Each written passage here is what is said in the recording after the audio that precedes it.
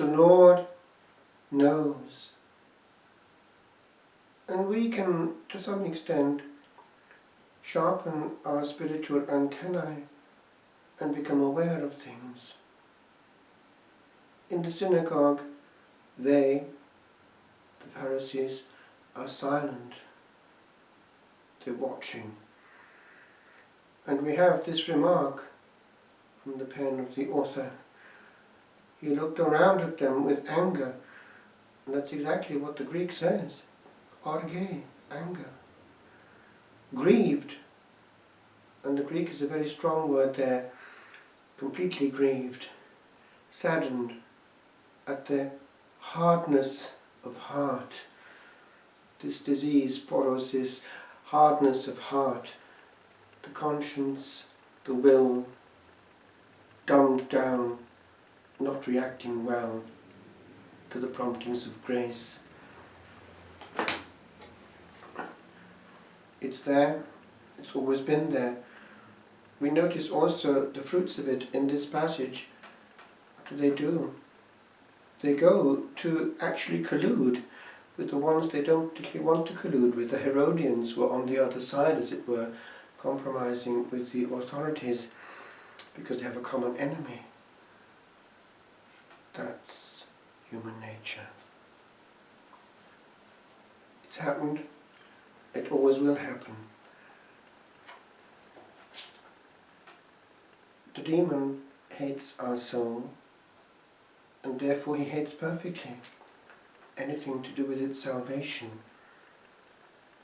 He knows better than we do where the truth is, where the grace and presence is, and that's where he's busily at work, and always has been.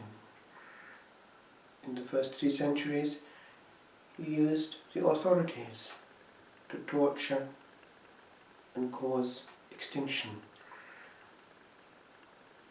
But we know the result. Vincent was only a deacon, although he was close to his bishop Valerian, the which was sent into banishment. No doubt he would have become bishop himself had he survived, but he was given choice treatment.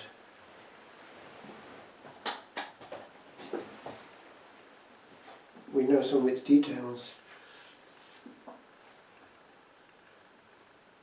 He was in the area there of Saragossa, which is, going back to Roman times, Caesarius Augustus.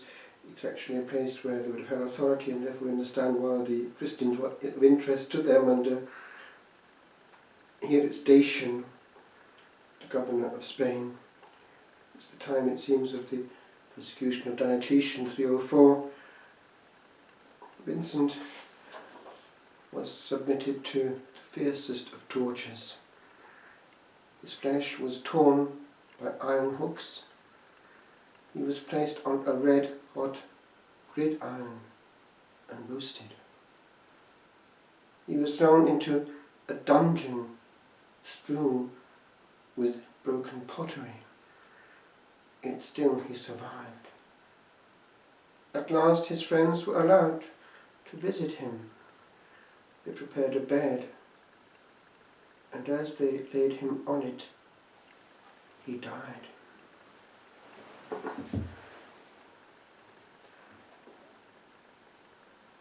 I'm reminded of another bed on which a martyr died.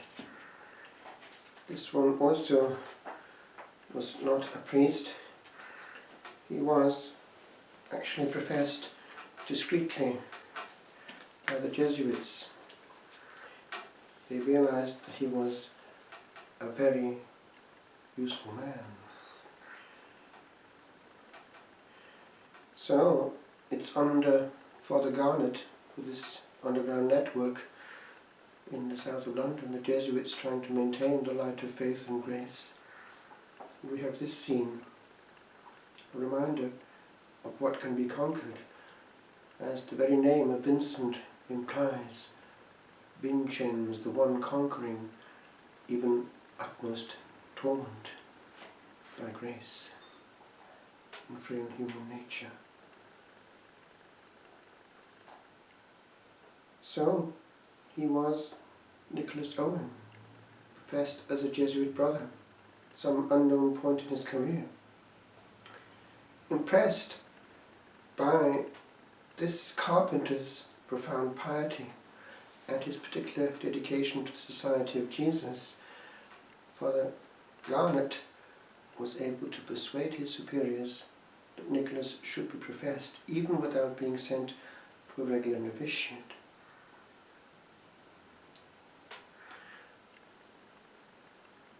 So he was kept, as it were, in low profile, and they didn't want to draw too much attention to him even amongst the Jesuit priests themselves, but he was a very useful asset. He was, however, arrested in London in the company of Father Gerard. Now he's the one who was tortured but eventually actually escaped, and he has left us his diary. Fascinating. So it was in 1594. He was not then known to be the builder of priests' holes, but the authorities treated him as a source of information on the comings and goings of priests. They suspended him in the air by iron cuffs on his wrists, but after 3 hours, his limbs painfully distended. He had revealed nothing. Now this, remember, is all so that we could have the sacraments and the faith, valid sacraments and the fullness of faith, not damaged by human compromise. They knew the difference, and it meant this to them.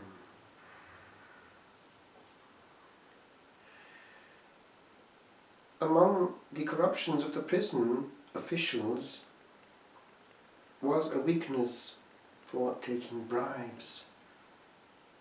And through this means, Brother Nicholas's freedom was actually obtained. So, the famous gunpowder plot, which was a disaster and very unfortunate even for the Catholics, took place in 1605, and this led to an increase of persecution, obviously.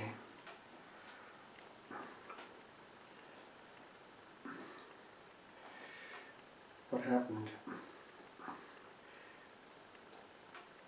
Nicholas Owen and Father Garnet, along with Father Oldcorn and Brother Ralph Ashley,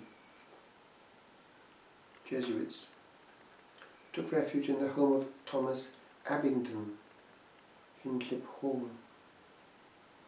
It had been built to provide refuge for priests, and Brother Nicholas had constructed no less than 11 hiding holes in it. Cecil, that's the great Robert Cecil, who was keen on eradicating Catholicism and spared no means to do so.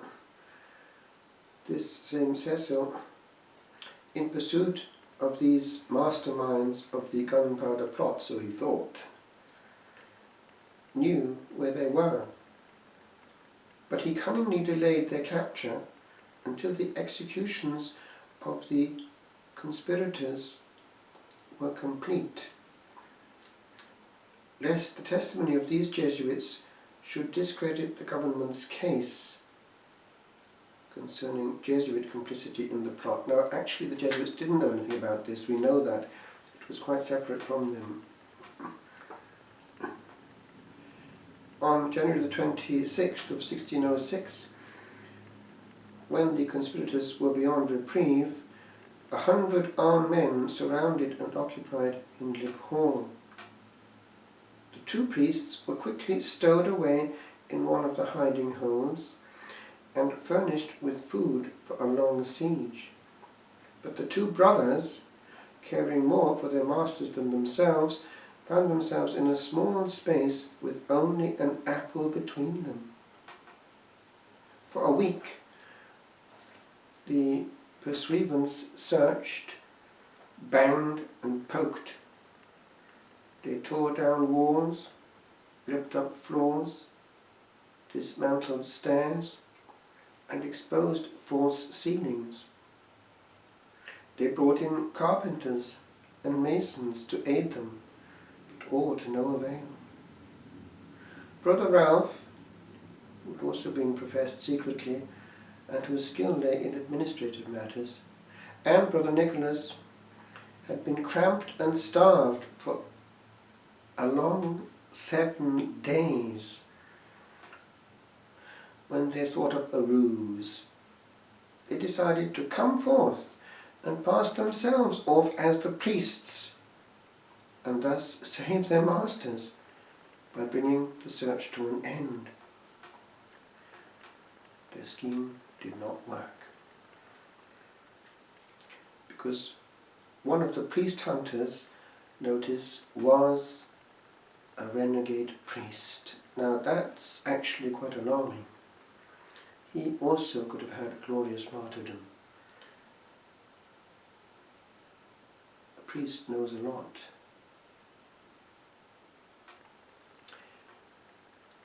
So this person knew Father Garnet and could identify him, so the plot, this means of escaping, that is, preserving the life of the priests, was a complete failure.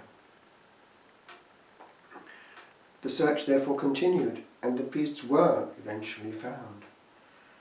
And by the way, some of these hiding holes were so well done that they'll never ever be discovered probably. They're just perfectly hidden to this day. When Robert Cecil realized that he had caught the famous maker of hiding holes, he expected to gain devastating intelligence against the Catholics. And he wrote his instructions accordingly. No dealing now with a lenient hand.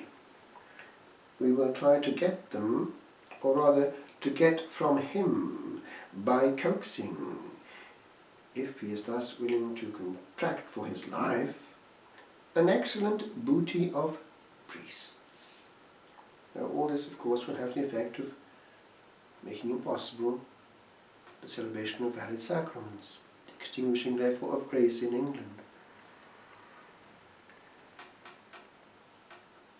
Precisely what Lucifer wants, the means of salvation of souls. Anything, as long as it keeps souls from the means of grace.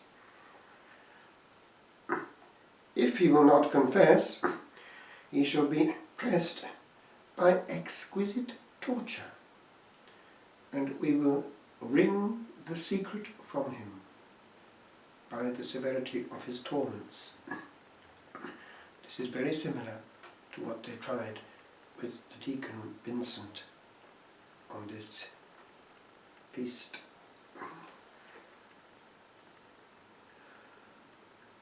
So, he didn't realize what he was up against. They tried, therefore, a means of coaxing, gentle and sweet, to no avail. So the second means was applied. After a time when no hint of a secret was forthcoming, the saint was sent to the Tower of London for part 2 of the programme. By now he was quite ill, having ruptured an organ in the course of his work, but his torturers had no compassion. How many times they stretched him on the rack is not known. But they recognized the danger. The treatment would tear him apart. And so, not wishing him to die before the secrets were out, they devised some kind of an iron plate to fasten on him. A device that would increase the pain but decrease the danger of death. But still, St. Nicholas told nothing, for, as it has it here, the Lord had set a watch before his mouth and a door round about his lips. That comes in the Old Mass.